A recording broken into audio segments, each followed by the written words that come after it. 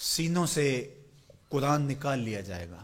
حافظ صبح اٹھیں گے تو انہیں ایک حرف بھی یاد نہیں ہوگا. حتیٰ کہ جو مصاحف کے اندر، کتابوں کے اندر قرآن مجید چھپا ہوا ہے، صبح کھولیں گے تو کسی ورقے پہ کوئی لفظ نہیں ملے گا، کوئی حرف نہیں ملے گا.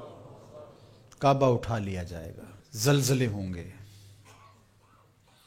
اللہ کا قہر و غضب ہوگا، خسف ہوگا، مسخ ہوگا، زمین میں لوگ دھنسا دیے جائیں گے، سورج مغرب سے طلوع ہوگا، دجال کا ظہور، ساری علامات اشراط الساعہ آپ سنتے ہیں. لیکن اس سے قبل اللہ تعالیٰ جل شانہ نے تنبیہات رکھی ہیں. ہے وہ عذاب ہی، لیکن عذاب استیصال کے معنی میں نہیں ہے.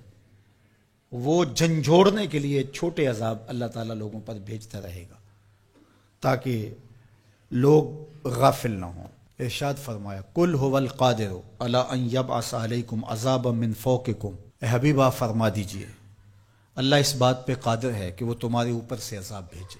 آسمان سے پتھر اتریں، آسمان سے اللہ کے عذاب نازل ہوں، کڑکتی بجلیاں اور کڑک ان کو آلے، جس تمازی میں ہوا. وہ اس بات پہ اب بھی قادر ہے. جب یہاں تک آیت نازل ہوئی تو حضور نے کہا اعوذ بوجہک، اللہ تیری پناہ چاہتا ہوں.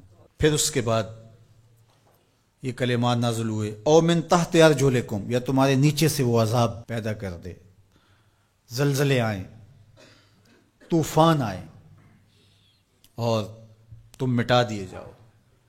حضور نے پھر عرض کی اعوذ بوجہک. تیسری بات او یلبسکم شیعا ویذیق بعضکم باس بعض، یا تمہیں گروہوں میں تقسیم کر دے اور تم ایک دوسرے کی سختی کو سہو، برداشت کرو، ایک دوسرے کی تکلیف تمہیں پہنچے. تو حضور نے فرمایا ھذہ اھون یا ھذا ایسر، یہ آسان ہے. تو تین طرح کے عذاب ہیں جو اس آیت کریمہ میں ذکر کیے گئے. آسمان سے عذاب نازل ہو یا تمہارے نیچے سے وہ عذاب پیدا کر دے. اور تیسرا یہ ہے کہ تم تشتت و افتراق میں مبتلا ہو جاؤ، خانہ جنگیاں لگ جائیں، تم ایک دوسرے کو تکلیف پہنچانے کے درپے ہو جاؤ. یہ تیسری قسم کا عذاب ہے.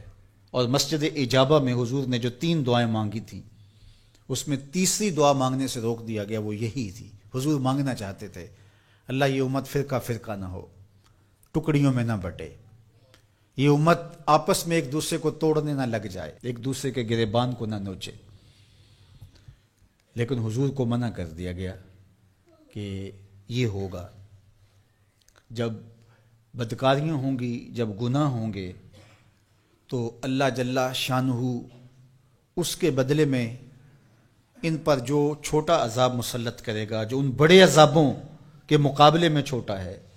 علماء نے لکھا ہے، الزواجر میں بحث کی ہے صاحب زواجر نے کہ جو گناہ کو صغیرہ یا کبیرہ کہا جاتا ہے وہ بڑے کی نسبت سے صغیرہ کہا جاتا ہے. چھوٹا گناہ اس لیے کہا جاتا ہے کہ وہ بڑے سے چھوٹا ہوتا ہے، ورنہ جو چیز اللہ کو ناراض کر دے وہ چھوٹی نہیں ہوتی، گناہ بڑا ہی ہوتا ہے. جو اللہ کی ناراضگی کا سبب ہو وہ چھوٹی چیز نہیں ہے، وہ بڑی چیز ہے. تو جو گناہ صغیرہ کہا جاتا ہے تو اس کا مطلب یہ ہے کہ بڑے کی نسبت سے چھوٹا ہے.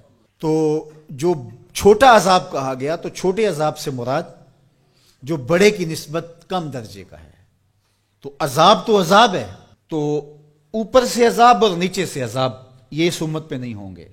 یعنی قحط نہیں ہوگا، غرق نہیں ہوگا، آسمان سے پتھر نہیں برسائے جائیں گے، لیکن چھوٹے عذاب ان پر مسلط کیے جائیں گے.